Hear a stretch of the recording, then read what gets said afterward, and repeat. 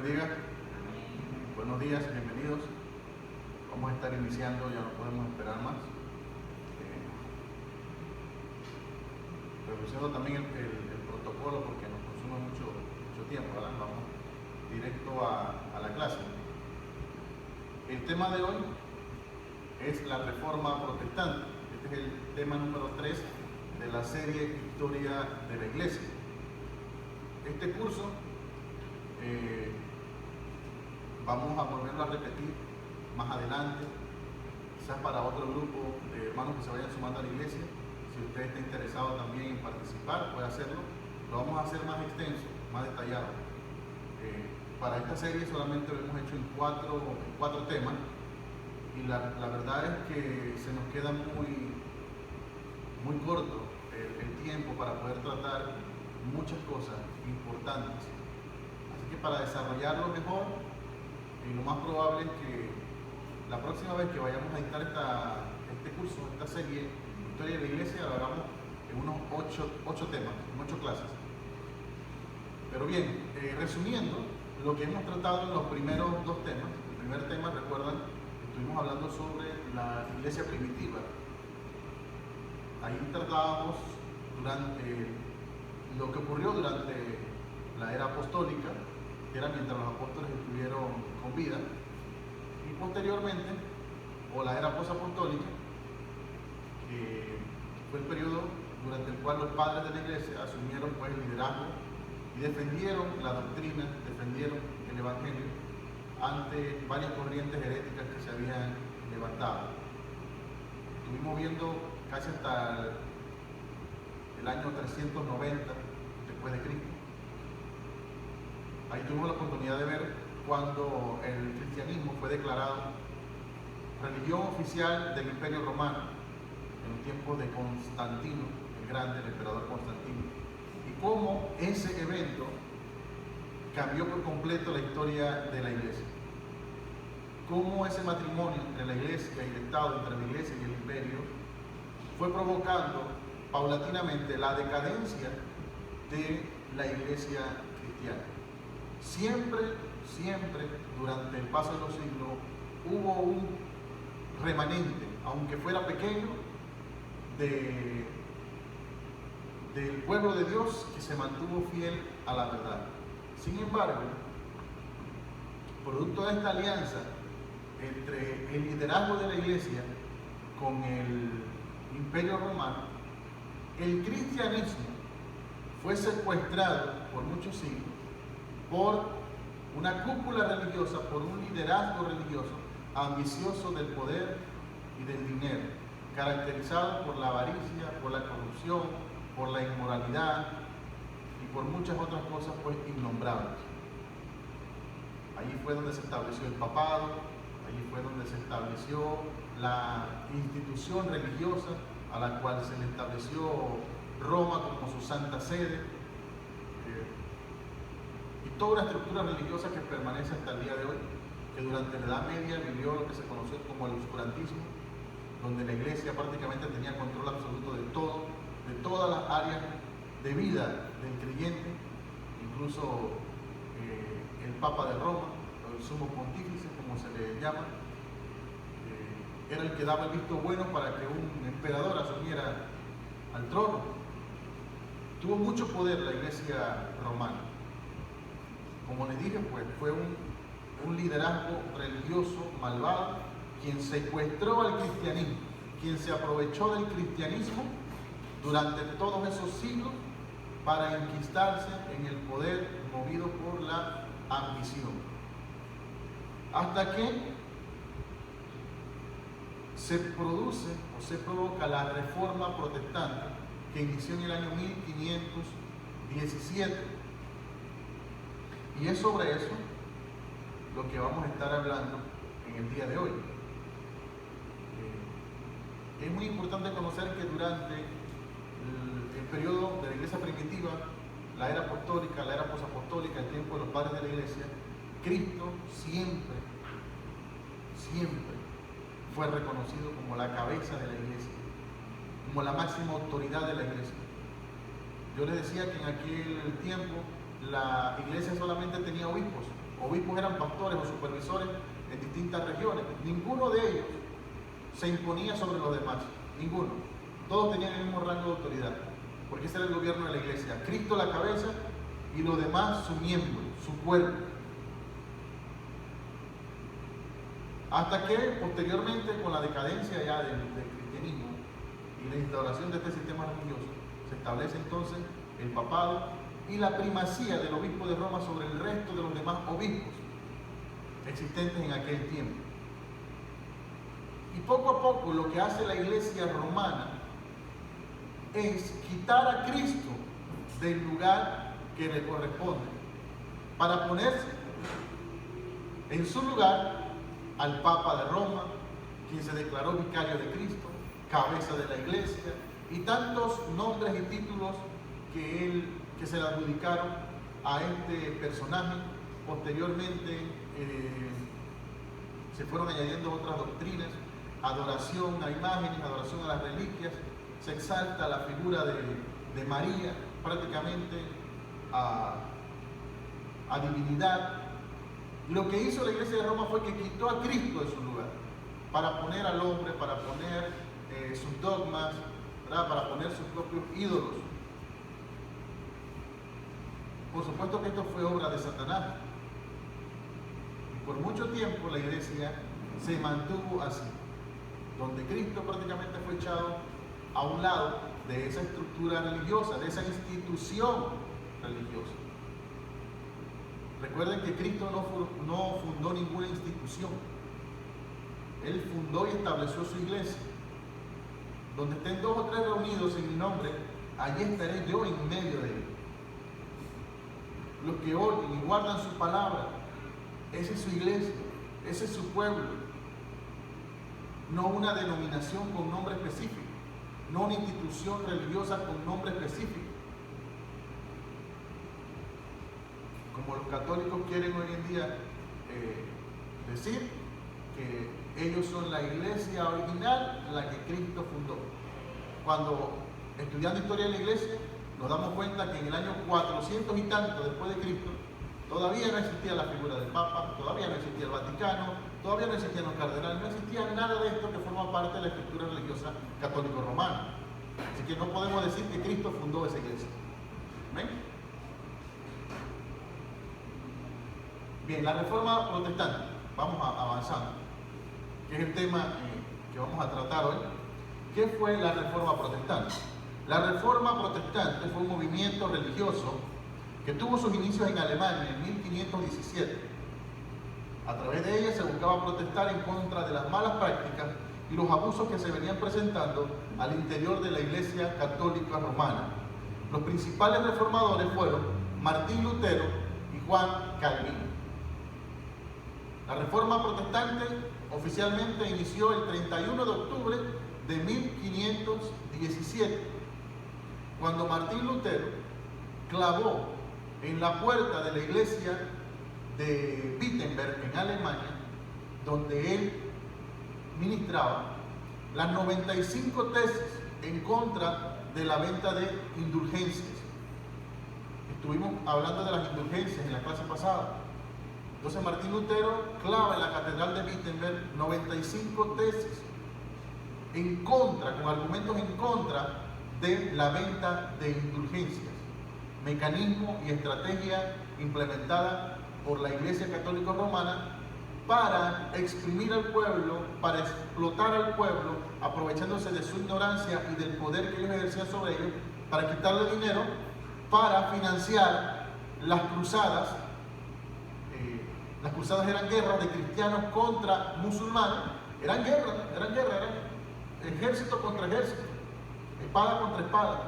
Y la Iglesia Católica Romana tenía su ejército, imagínense, peleando contra los musulmanes, tratando de reconquistar pueblos, territorios que habían perdido y que habían formado parte del Imperio Romano. También el propósito de estas indulgencias era conseguir fondos para terminar de construir la Basílica de San Pedro. La Basílica de San Pedro. Creo que es la más esplendorosa, majestuosa iglesia construida en todo el mundo, de la cual los católicos se sienten orgullosos. Pero, ¿orgullosos a costa de qué? ¿A costa de qué? ¿Cómo se financió esa obra?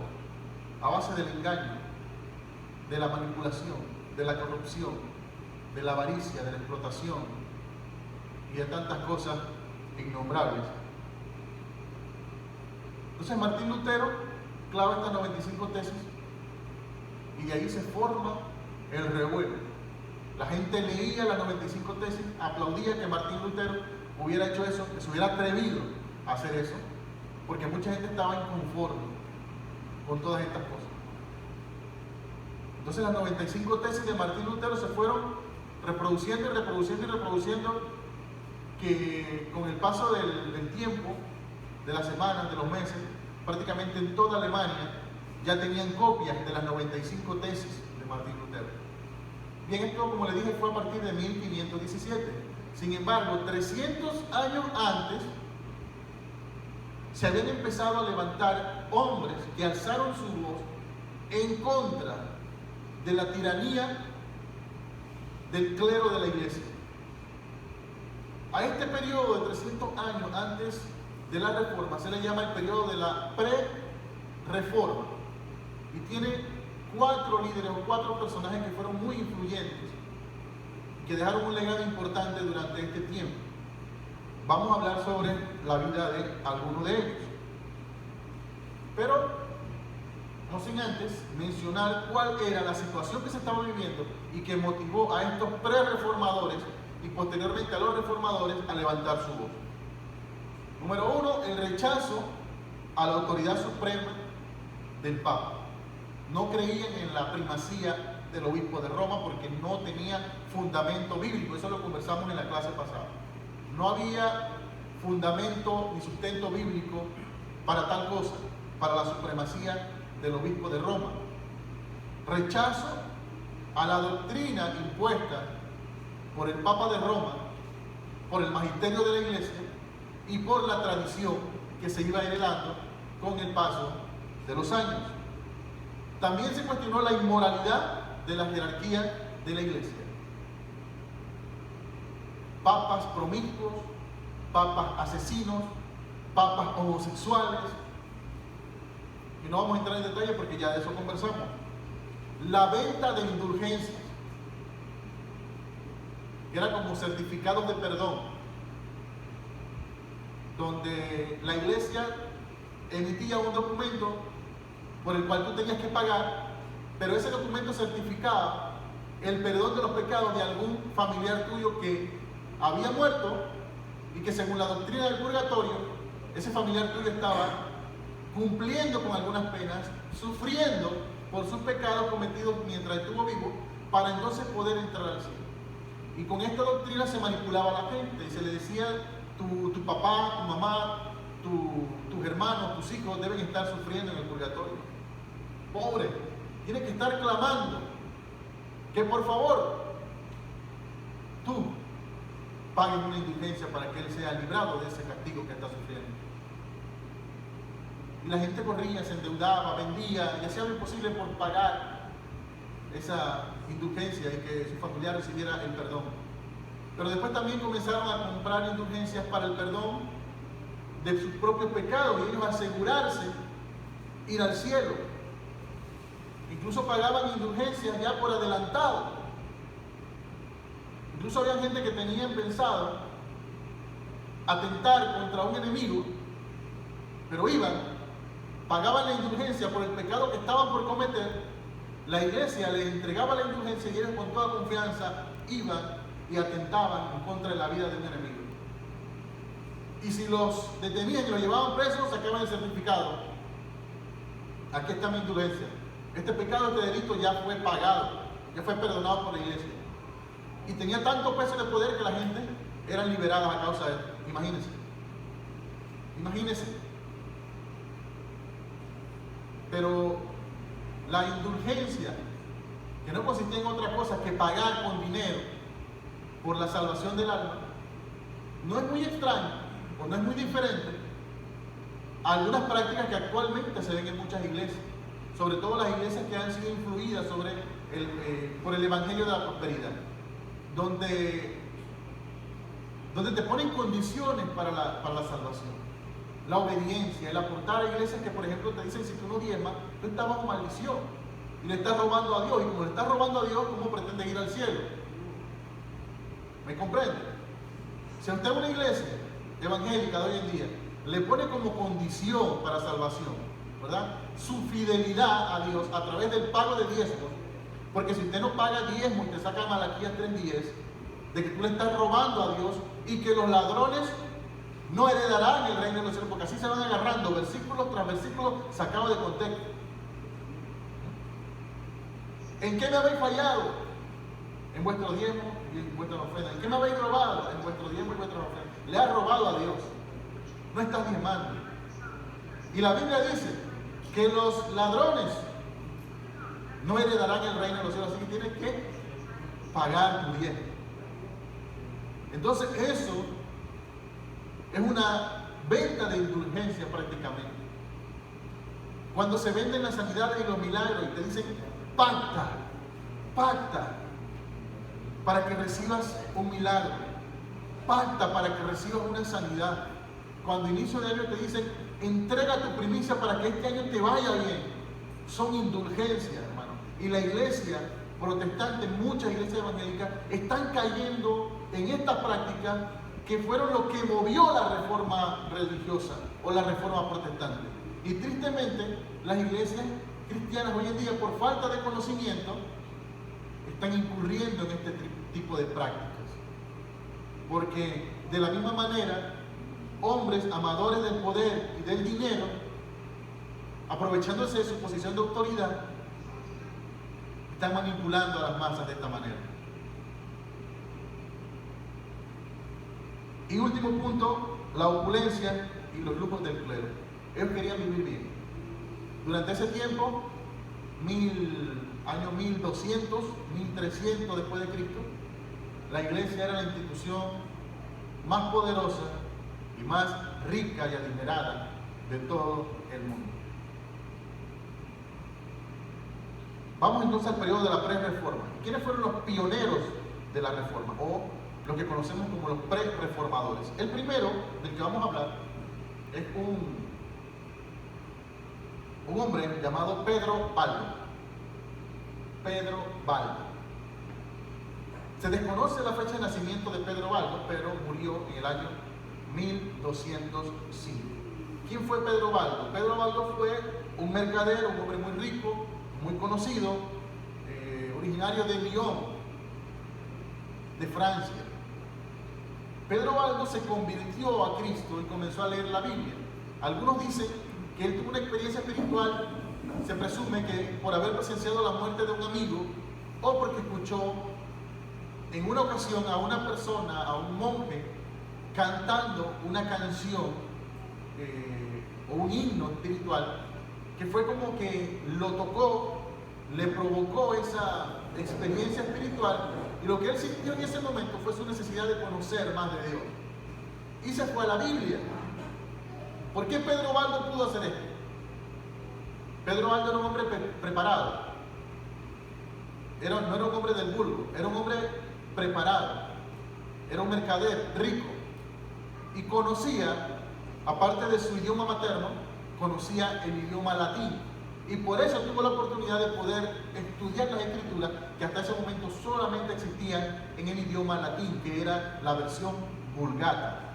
Pedro Baldo comienza a leer las escrituras, comienza a conocer más del Señor, comienza a conocer del Evangelio, le pide ayuda a un monje que lo orientara en algunas cosas, y este monje le presenta la historia del joven rico, con la cual Pedro Baldo se identifica, y él vende todas sus propiedades, las entrega a los pobres y dedica su ministerio o su predicación a los pobres. Y comenzó a predicar el Evangelio. Y muchas personas que lo escuchaban se convertían, entre ellos los pobres de la ciudad, pero muchos comerciantes y mercaderes, al igual que él, creyeron en el mensaje que Pedro Baldo estaba predicando e hicieron lo mismo. vendieron sus propiedades, vendieron sus bienes y los pusieron a disposición de la gente necesitada.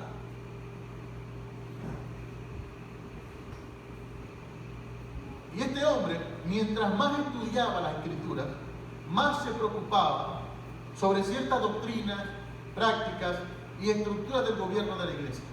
Fue precisamente leyendo la Escritura que se dio cuenta que lo que la iglesia enseñaba y lo que la iglesia mostraba y que el gobierno que la iglesia había implementado no era bíblico. Y Pedro Baldo entonces comenzó a cuestionar a la jerarquía de la iglesia. Comenzó a predicar a Cristo. Y ese mensaje de Pedro Baldo no fue del agrado de la Iglesia Católica Romana. Por lo tanto, le montaron una persecución a Pedro Baldo y a todos aquellos que habían creído su mensaje, que se habían convertido en seguidores de él. Pedro Baldo murió en 1205 y todos sus seguidores, que se habían extendido prácticamente por toda Francia y fuera de frontera, a sus seguidores se les conoció como los valdenses. Fueron perseguidos por la Inquisición y muchos de ellos huyeron a regiones apartadas, a las montañas, y allí se mantuvieron por un par de siglos, hasta cuando después se provocó la reforma. Los valdenses, quienes vivían en la predicación y el mensaje predicado por Pedro Baldo, se unieron entonces al protestantismo, a las ideas protestantes. Siguiente, John Wycliffe nació en 1330, murió en 1320, murió en 1385. John Wycliffe era inglés. Este también era un sacerdote, estudiado, versado, y todo parte de allí, todo parte de allí. Ningún ignorante de las Escrituras puede provocar una revolución. Ningún ignorante de las Escrituras puede trastocar el sistema religioso corrupto, ninguno. Vemos que todos estos fueron hombres que se prepararon, que estudiaron las Escrituras. Y al cuestionar las Escrituras, al conocer las Escrituras, al descubrir las riquezas del Evangelio, te das cuenta que el sistema religioso que gobernaba era falso, hipócrita, malvado. Y comenzó John Wycliffe a cuestionar la riqueza de la iglesia. En una ocasión, el Papa, no recuerdo el nombre del Papa en ese momento, solicitó al rey de Inglaterra dinero, apoyo económico. Y John Wycliffe le dijo al rey, porque Wycliffe era reconocido en toda Inglaterra, le dijo: no le des un solo real. La iglesia es lo suficientemente rica, no tiene por qué estar pidiendo dinero a nadie. La iglesia se enteró de esto y le montó persecución a John Wycliffe.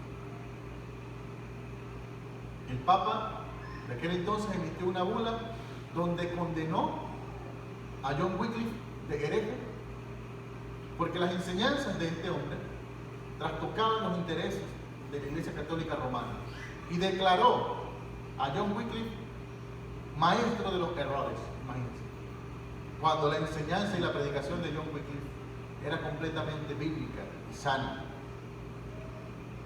Pero tenga esto presente: quien se levante a predicar la verdad y le pise los callos a los falsos maestros, quien se levante a predicar la verdad y trastoque los intereses egoístas de los falsos maestros, va a ser declarado por ellos un engañador o un maestro de los errores, como declararon a John Wycliffe. Pero de todos es sabido que quiénes eran los maestros del error: los jerarcas de la iglesia. Y John Wycliffe se da la tarea de traducir la Biblia al idioma inglés. Él inició un proyecto de traducción de la Biblia. Cuando murió, pues todavía no había terminado de ser traducida. pero es algo que hay que reconocerle a este hombre. Comenzar a traducir la Biblia al inglés cuando estaba completamente prohibido por la Iglesia de Roma traducir la Biblia a otro idioma que no fuera el latín, porque el propósito de la Iglesia Católica Romana era que el pueblo no tuviera acceso a las Escrituras, solamente a la interpretación que ellos le daban a las Escrituras. Y John Wycliffe, miren esto, murió naturalmente antes de que la Iglesia lo enjuiciara y lo matara o lo quemara en la hoguera. Murió naturalmente antes de que la Iglesia lo pudiera asesinar. Pero pasaron varios años, creo que 40 y tantos años, cuando autoridades civiles de Inglaterra, movidas por el liderazgo de la Iglesia Católica Romana, desentierran los restos de John Wycliffe y los queman. O sea, lo desenterraron para quemarlo como un hereje. Imagínense hasta dónde se extendía la maldad de esta gente. Lo cierto es que John Wycliffe fue un estudioso de las Escrituras y escribió mucho acerca de sus conflictos con la enseñanza de la Iglesia. Los seguidores de John Wycliffe se les conoce como Lolardos. Ellos ejercieron su vida práctica de fe en Inglaterra. Siguiente.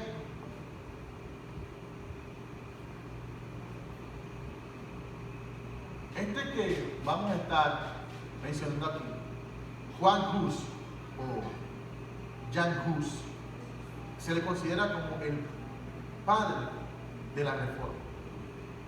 Porque este hombre sentó las bases para que los reformadores prácticamente se sintieran motivados e inspirados a provocar la reforma. John Hus entró en el sacerdocio buscando una mejor vida, porque él era de familia muy pobre, pero él veía que los sacerdotes vivían bien. Es como aquella persona que dice: yo quiero ser pastor, el converso, el espíritu que dice: yo quiero ser pastor, porque los pastores son ricos, tienen plata y quieren que la cosa es suave. Entonces él veía pues que los sacerdotes, los cardenales, los obispos, era gente que vivía muy bien. Entonces él quería ese tipo de vida. Así que por eso él entró entonces a este servicio y se hizo sacerdote. Pero nuevamente también producto del conocimiento de las Escrituras, comenzó entonces a predicar el Evangelio tal como es, y se le consideran a sus sermones, a sus prédicas, como sermones violentos, eran fuertes en contra del clero de la Iglesia. Los mensajes, las predicaciones de John Hus fueron muy fuertes en contra de la Iglesia.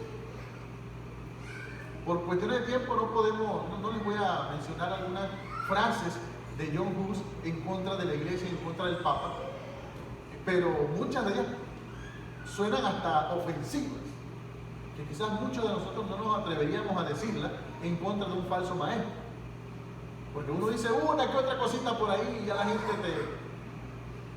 te ataca. ¿Cómo se va a meter con el impío? ¿Cómo se va a meter con el ciego? No diga eso. No se condene. Solamente si leyeran las frases de John Hus en contra del sumo pontífice,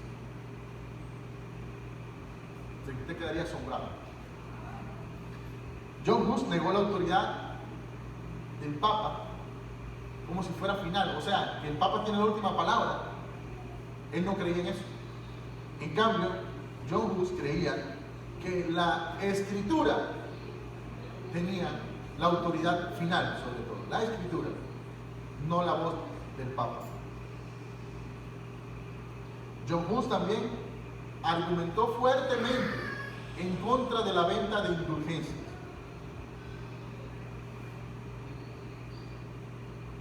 Predicó en lenguaje común en lugar del latín.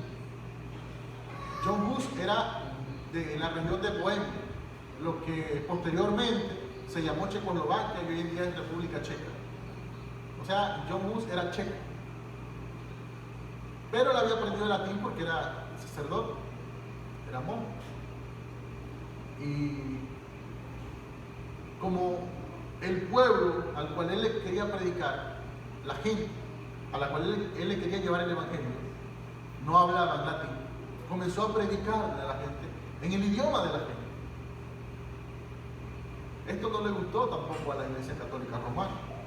Por lo tanto, John Hus fue condenado a la hoguera. Ahí lo invitaron a que diera cuentas, a que se defendiera, a un juicio prácticamente. Pero y John Hus fue a defenderse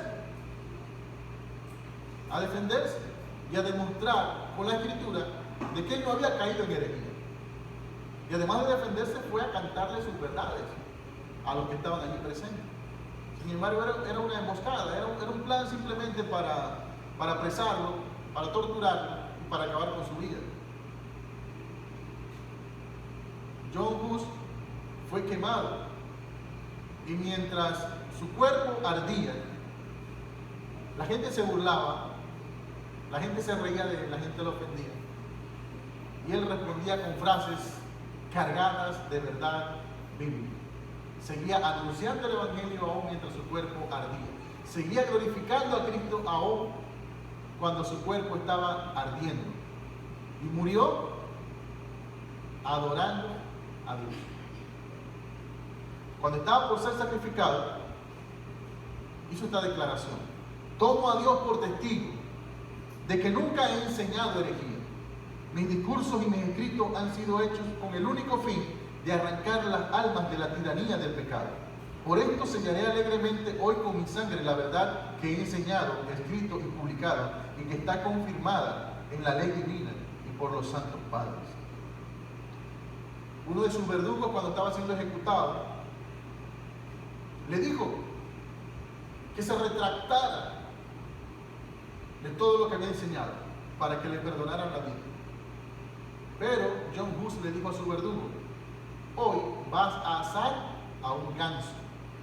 ¿Por qué le digo esto? Porque la palabra Hus, H-U-S-S, significa ganso en lengua bohemia. Le dijo: hoy vas a asar un ganso. O sea, a él mismo, ¿no? Vas a asarlo, o sea, porque lo iban a quemar. Pero dentro de un siglo, te encontrarás como un cisne que no podrás ni asar ni hervir. ¿Cómo así?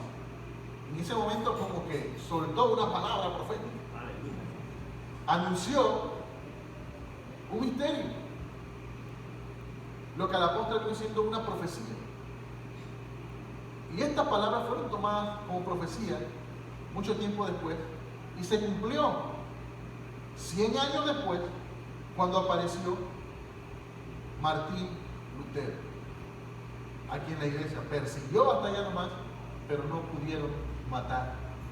Porque así como hubo hombres que se levantaron y defendieron la verdad y murieron quemados, decapitados, hubo hombres que Dios se plació en guardarlos hasta el final y que murieran pues de forma natural. Y con Martín Lutero pasó así. Aunque Martín Lutero siempre creyó que él iba a morir quemado. Él siempre creyó eso. Él siempre pensó que ese era su destino. Y en el cuarto de los pre-reformadores es Girolamo Savonarola. Este era un italiano, un fraile de la orden de los dominicos, con mucho conocimiento también. Él se dedicó a estudiar las obras de Tomás de Aquino y con un estudio profundo de las Escrituras. Y nuevamente, quien estudia profundamente las Escrituras, sus ojos le son abiertos. Sus ojos le son abiertos y pueden identificar entre la verdad del Evangelio y la mentira del sistema religioso que se introduce en muchas iglesias. El que no estudia las Escrituras es como el pollito recién nacido que todavía no ha terminado de abrir sus ojos, que simplemente come lo que le den. Y así son un mundo de cristianos evangélicos hoy en día, que llegan a una iglesia no desarrollan el hábito de estudiar las Escrituras y simplemente van a un culto con la Biblia, si es que tienen Biblia, y se sientan allí a decir amén a todo lo que un hombre les dice, sin diferenciar la verdad bíblica, la verdad del Evangelio,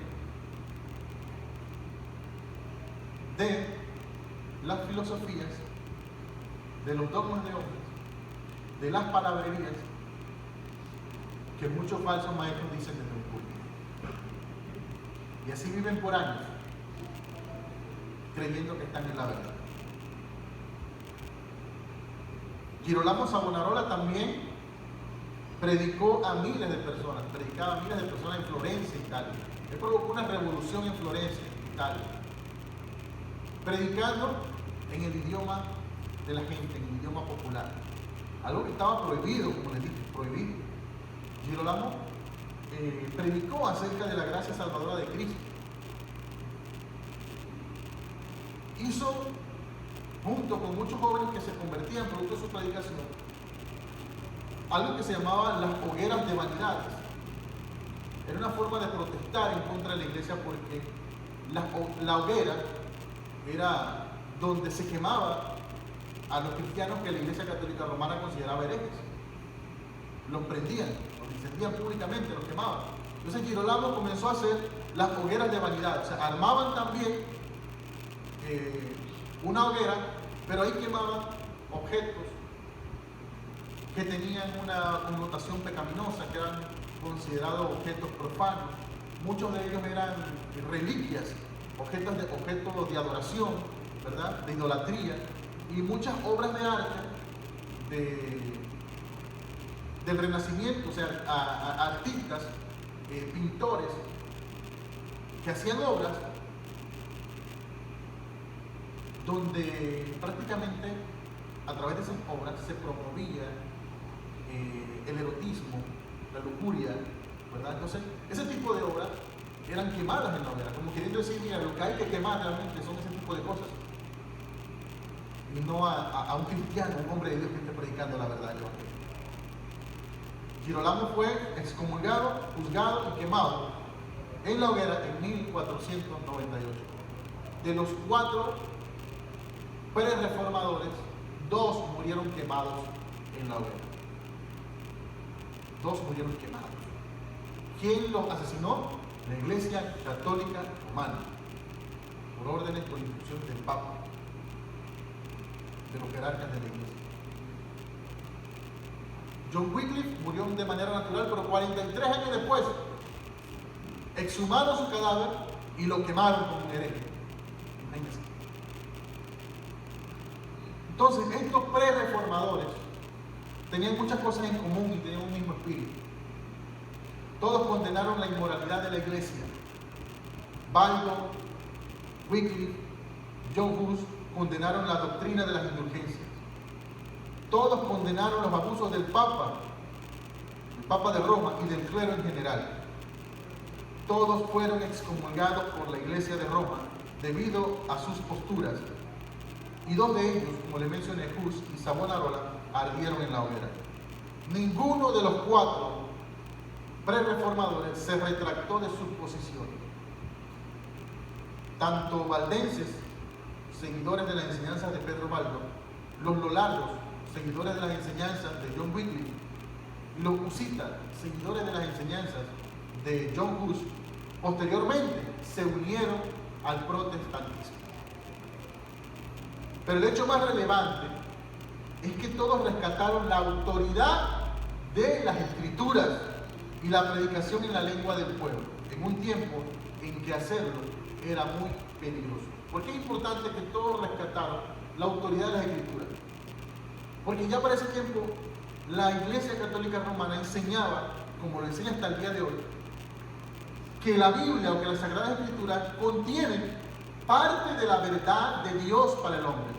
O sea que en las Escrituras no está la verdad completa de Dios o la palabra completa de Dios, sino que eso es parte de la palabra de Dios para el hombre. La otra parte está en la tradición. O sea, la tradición es la enseñanza que van dejando los líderes de la iglesia generación tras generación. Eso tiene para la Iglesia Católica, y la tenía para ese tiempo, el mismo peso de autoridad que la Sagrada Escritura.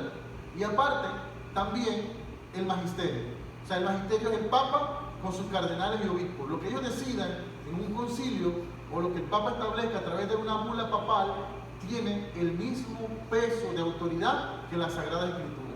Eso era dogma de la Iglesia en aquel tiempo.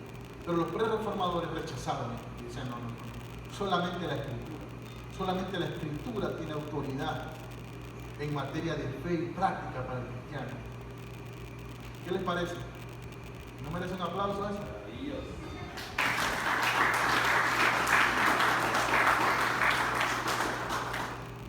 Bien, vamos a entrar a la reforma. Vamos a hablar acerca de los reformadores.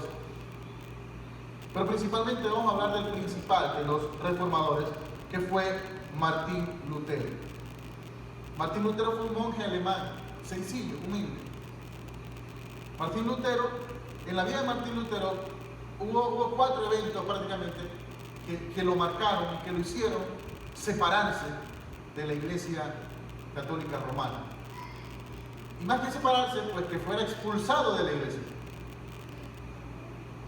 En 1510, Martín Lutero, siendo un monje, va a visitar a Roma, ¿verdad? Ese era como un lugar de peregrinación donde todos los religiosos de aquel tiempo querían ir porque ese era un lugar sagrado, un lugar santo, como para muchos evangélicos hoy en día ir a Jerusalén, ir a peregrinar a Jerusalén, porque ese es un lugar santo, un lugar sagrado. Bueno, en Roma, Martín Lutero se llevó una gran decepción. Porque cuando él llega a Roma, se encuentra con la falsa adoración a las reliquias. ¿Qué eran las reliquias? Eran inventos. Como por ejemplo, decir estas cadenas que están aquí fueron las cadenas con las que fue atado el apóstol Pablo. Y la gente decía, wow, las cadenas con que ataron al apóstol Pablo. Y te decían, esta es la cruz, esta es la cadena de espinas, la corona de espinas que le pusieron a Jesús cuando lo crucificaron. O decir, estas astillas que están aquí son de la cruz en la que clavaron al Salvador. Incluso en algunos lugares tenían unos frascos con leche y decían, esta es leche de los senos de la Virgen María. Y la gente se creía todos esos cuentos. Se creía todos esos cuentos. Incluso hubo una iglesia, que creo que era la iglesia donde, en la tierra de John Hus, donde decían, tenían conservado un pedazo de carne, o de pellejo, no sé de qué animal, y decían, este es el prepucio de Cristo, de cuando fue circuncidado. Y la gente iba y peregrinaba, iba a ese lugar, y claro que allí soltaban el dinero, soltaban el dinero. Entonces cuando Martín Lutero comienza a ver que en Roma, la santa sede, la santa ciudad, se estaba dando esta falsa adoración, esto le provocó a él un shock. Y decía, no puede ser esto será verdad, ¿de dónde han sacado esto? Aparte comienza a ver el lujo en el que vivían los jerarcas de la iglesia, la opulencia, ¿verdad? Y comienza a ver también la corrupción al interno del clero de la iglesia. Estas cosas decepcionaron por completo a Martín Lutero. Y por supuesto que también las indulgencias lo indignaron mucho. ¿Cuántos se indignan? ¿Cuántos se indignan cuando escuchan que la palabra de Dios es torcida para respaldar intereses egoístas de falsos maestros? Levanten la mano. Pues saben que hay mucha gente que no. Hay mucha gente que no se indigna cuando la verdad de Cristo es torcida. Les da igual. Les da igual. Y dicen, yo tomo lo bueno y desecho lo malo. O dicen, no, el siervo dará cuentas. El pastor dará cuenta. No se indignan. Pues Martín Lutero se indignó.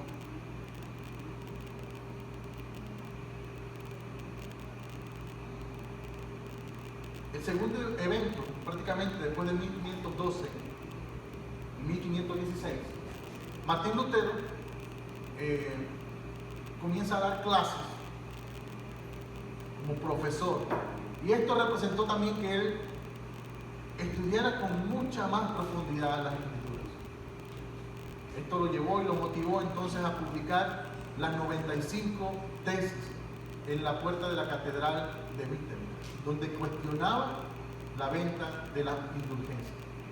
Porque si la gente tenía que pagar dinero, endeudarse para pagar y recibir un certificado que le garantizaba la salvación, que le garantizaba el perdón de los pecados, entonces, ¿en qué había quedado el sacrificio de Jesús en la cruz del Calvario? La Iglesia Católica Romana, a través de la práctica de las indulgencias, había invalidado el sacrificio de Jesús en la cruz, cuando ese es el hecho más importante, puntual, fundamental del cristianismo, el sacrificio de Cristo en la cruz del Calvario. Eso lo es todo. Sin eso no hay cristianismo, sin eso no hay evangelio. Entonces esto lo cuestionó Martín.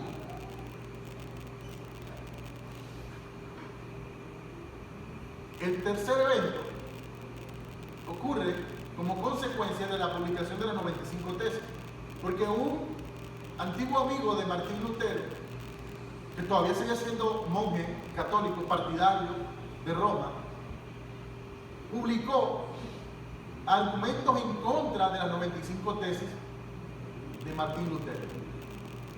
Entonces Martín Lutero, para querer demostrarle a él que la tal primacía del obispo de Roma no existía, le dice: mira, en los tiempos de Gregorio I, de Gregorio Magno hablamos en la clase pasada, no sé si se acordarán ustedes, pues ya se les olvidó. Fue un buen obispo, ¿verdad? Dentro de comparación con los demás, fue un buen obispo de Roma. Martín Lutero decía: mira, en los tiempos de Gregorio I, de Gregorio Magno, que fue poco después del año 500 después de Cristo, le dijo: el obispo de Roma no tenía supremacía sobre los demás. No tenía.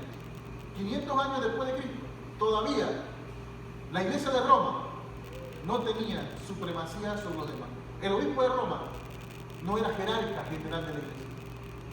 Entonces, este hombre, el antiguo amigo de Martín Lutero, le refuta eso a Martín Lutero, y parece que esa argumentación que hizo este hombre puso a Martín Lutero a estudiar entonces la historia de la iglesia con fundamento, desde el periodo apostólico, como estamos haciendo nosotros.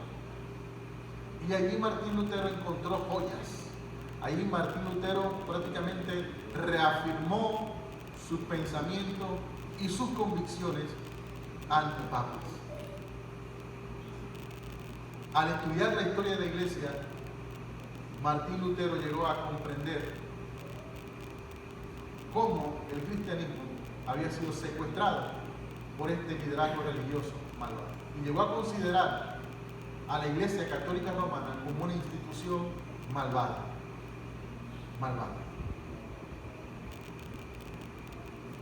Y el cuarto evento fue la quema de la bula papal, porque el Papa León X, en ese tiempo, conociendo de la obra que estaba realizando Martín Lutero, a través de una bula,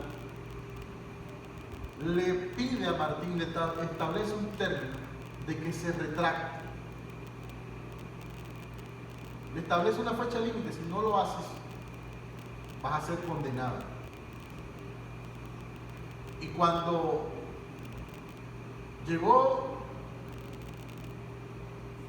el día fijado como límite, Martín Lutero, junto con un grupo de personas que habían creído en su predicación, agarró esa bula y la quemó ese documento. Al quemar ese documento, eso como que llenó de pasión a la gente, como que reafirmó su fe, como que dice: este hombre no se está retractando, no le está haciendo caso al Papa. Está firme en sus convicciones y está dispuesto a morir. Entonces, eso como que afirmó la fe de la gente. Y ahí el movimiento protestante, reformador, tomó mucho más auge. Estos 4 eventos fueron fundamentales en la vida de Martín Lutero. De allí, el Papa persiguió a Martín con la intención de matarlo. Martín Lutero, como les dije, publicó las 95 tesis contra las indulgencias. Martín Lutero predicó sobre la gracia salvadora y la justificación por fe. Porque él, cuando era monje, vivía con una culpa eterna. Se sentía pecador, sentía que merecía el infierno. Entonces se refugiaba en el sacrificio de la confesión. Iba y se confesaba hasta 6 veces por día con otro cura. A veces se confesaba hasta por 6 horas. Y aún confesándose, se seguía sintiendo culpable del pecado. Se seguía sintiendo culpable. Y había algo que lo atormentaba. Él decía, no es posible que un ser humano pueda acordarse de todos los pecados que comete. Y quizás cuando yo me estoy confesando, hay algún pecado que se me ha olvidado. Y si ese pecado es un pecado de muerte, como no lo confesé, no ha sido perdonado. Y ese pecado me va a llevar al infierno. Y él vivía atormentado diariamente, sintiéndose mal por ser un vil pecador. Hasta que comienza a leer la Escritura en el libro de Romanos y comprende cómo somos justificados por medio de la fe y que el justo por la fe vivirá, y cómo, poniendo nuestra fe en Cristo, la justicia de Cristo nos es imputada a nosotros, y esa justicia nos libra de toda culpa. Cuando Martín comprendió esta gran verdad bíblica que estaba oculta a los creyentes por siglos, experimentó entonces el nuevo nacimiento. Creyó con todo su corazón en el Señor y se sintió libre, sin ir a ningún evento, leyendo la Escritura. Y eso fue parte de su predicación por muchos años. Martín Lutero predicaba entre 4 y 5 sermones por semana. Llegó a predicar más de 7,000 veces. No descansaba prácticamente. El lugar donde iba y lo llamaban a predicar, aunque estuviera cansado, predicaba. Y predicaba esta gran verdad. Predicaba el Evangelio. La salvación por gracia de Dios. Y obtenida solamente por medio de la fe. Martín Lutero se dio la tarea de comenzar a traducir la Biblia, la Vulgata latina, al idioma alemán. Y Martín Lutero, dentro de los protestantes, fue el primero en establecer el sermón en lugar de la misa. La predicación de la palabra en medio del servicio de adoración. Porque la iglesia había caído en un ritualismo que hasta el día de hoy lo sigue llevando. La iglesia católica romana. Entonces Lutero decía, mira, lo más importante, cuando los cristianos se reúnen, es la predicación de la palabra. Si se van a reunir para hacer otra cosa que no sea la predicación de la palabra, en un servicio de adoración, mejor no se reúnan, decía Martín Lutero. Así le dio a la predicación mayor relevancia en medio de la iglesia protestante que estaba surgiendo. Aunque la intención de Martín Lutero no era fundar una nueva denominación, porque Martín Lutero nunca quiso hacer una iglesia aparte. Cuando él publicó las 95 tesis, era una invitación a que la iglesia se replanteara muchas cosas y analizara a la luz de la Escritura si las cosas que se estaban practicando eran correctas o no. Lo que él buscaba era que la iglesia fuera reformada y volviera a los principios, volviera al cristianismo primitivo, porque él amaba a su iglesia. Esa era la intención de Martín Lutero. Martín Lutero no quería dividir. Y eso sucede con mucha gente que se levanta su voz en contra de un sistema religioso en el que está, ya sea de un ministerio o de una iglesia local. Tú levantas tu voz con la intención de que las cosas que están torcidas se corrijan. Si el liderazgo de ese ministerio, de esa iglesia, es humilde y atiende y se van a la Biblia, wow, lograste el propósito. Pero muchas veces, estas autoridades religiosas no soportan que se les cuestione, no soportan que se les haga ver el error. Y asimismo, como ocurrió con los reformadores, aquel cristiano hoy en día que se levante a exponer un error con la intención de que las cosas se corrijan y permanecer en ese lugar, es considerado traidor, es considerado rebelde, es considerado divisor. Pero Martín Lutero, entre tantas frases muy populares, dijo en una ocasión: es mejor estar divididos por la verdad que unidos por el error. Es mejor estar divididos por la verdad que unidos por el error. Entonces a veces el amiguismo, la comodidad, hace que muchos, aún conociendo la verdad, callen y no tengan la valentía de alzar su voz y declarar la verdad.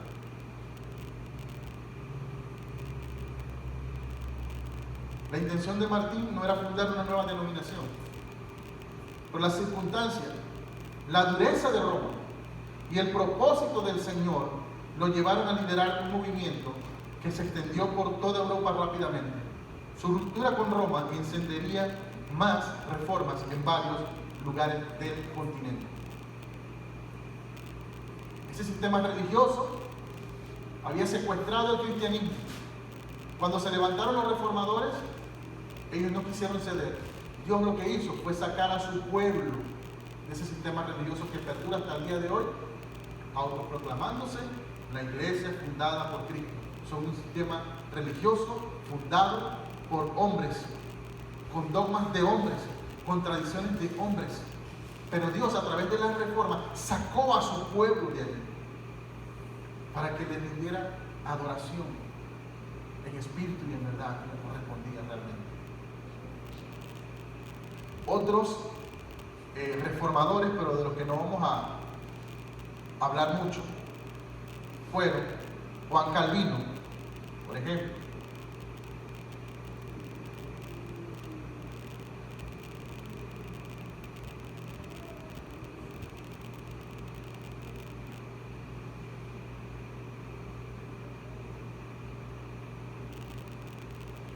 Juan Calvino fue un teólogo francés, precursor de la Reforma en Ginebra, Suiza. Es el segundo mayor de los reformadores. Les dije que la Reforma inició en Alemania, pero se extendió hacia los demás países o demás reinos que estaban en ese tiempo bajo el imperio, el Sacro Imperio Romano Germánico. Ulrico Zwinglio fue líder de la Reforma Protestante en Zurich, Suiza, y fue el fundador de la Iglesia Reformada en Suiza. John Knox es reconocido como el padre de la Reforma en Escocia, en el Reino Unido, y es considerado como el fundador de la Iglesia Presbiteriana en Escocia. Bien, seguimos rapidito, que ya no nos queda casi tiempo. Y es la Contrarreforma. La Contrarreforma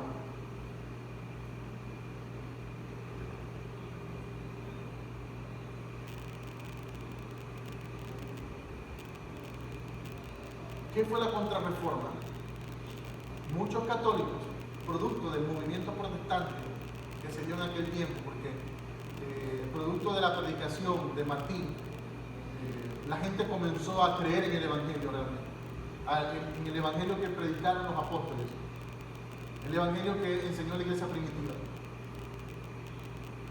Y se comenzó a convertir mucha gente. Incluso muchos sacerdotes se convertían, muchos cardenales se convertían y abandonaban la iglesia de Roma. Hubo un monasterio en España donde los monjes que estaban allí escucharon la predicación del Evangelio leyeron las obras y los escritos de Martín Lutero y se convirtieron a Cristo y abrazaron al protestantismo. Cuando se regó el rumor de que esos monjes se habían convertido y habían abrazado el protestantismo, fueron perseguidos. Entre esos estaba Casiodoro de Reina, el traductor de la Biblia por primera vez al idioma castellano. Junto con él había otro monje llamado Cipriano de Valera. Ellos, Casiodoro, quien traduce, y después Cipriano, quien revisa esta versión, que hoy conocemos como la versión Reina Valera, la versión más popular entre los evangélicos, ¿verdad? El protestantismo se expandió por toda Europa prácticamente, y la Iglesia católica romana quedó debilitada, fragmentada. Pero muchos católicos que todavía permanecían allí querían una reacción de parte de la Iglesia para que mejorase sus costumbres, corrigiendo los abusos que habían alimentado la reforma protestante. A esta reacción la Iglesia Católica ante el protestantismo se le conoce generalmente como contrarreforma católica. Uno de los eventos principales producto de la contrarreforma fue el Concilio de Trento. En el Concilio de Trento se reafirmaron puntos doctrinales que habían sido cuestionados por los protestantes. Entonces, la Iglesia Católica Romana, en vez de corregirlos, los mantuvo con más fuerza. Entre eso, la supremacía del Papa, la adoración a las reliquias y muchas otras. O sea, se mantuvieron en eso. Establecieron un nuevo canon bíblico, o sea, añadieron los libros deuterocanónicos a la Biblia. ¿Recuerdan ese tema cuando vimos en el primer módulo el canon bíblico? Bueno, fue en el Concilio de Trento que la Iglesia Católica añadió libros a la Biblia y estableció y reafirmó que la Escritura no es la única poseedora de la palabra de Dios, sino la tradición católica y el magisterio de la Iglesia. Se reformaron, sí, algunos abusos de la jerarquía de la Iglesia, pero también se reafirmó la Inquisición en contra de los protestantes. O sea, los siguieron persiguiendo y los siguieron matando. En este último punto, lo iba a tratar hoy, pero ya no hay tiempo, así que lo voy a tratar en la siguiente, que son las 5 solas de la Reforma. Muy importante que usted conozca las 5 solas de la Reforma. Vamos a adelantarle cuáles son. La sola Escritura, la sola gracia, la sola fe, solo Cristo y solo Dios merecedor. Sola Escritura, sola gratia, sola fide, solo Cristo y soli Deo gloria. Vamos a entrar entonces en detalle qué significa cada una de estas 5 solas de la Reforma y entonces vamos a entrar en lo que son las principales corrientes protestantes que surgieron a raíz de la Reforma, lo que se conoce como las iglesias históricas, y también vamos a hablar de los movimientos contemporáneos, los movimientos que han surgido en las últimas décadas hacia acá. Bien, así que espero que hayan comprendido la clase, que haya sido de edificación para ustedes y que esto despierte en ustedes el deseo de querer aprender mucho más. Cualquier consulta, hermanos, estamos a la orden.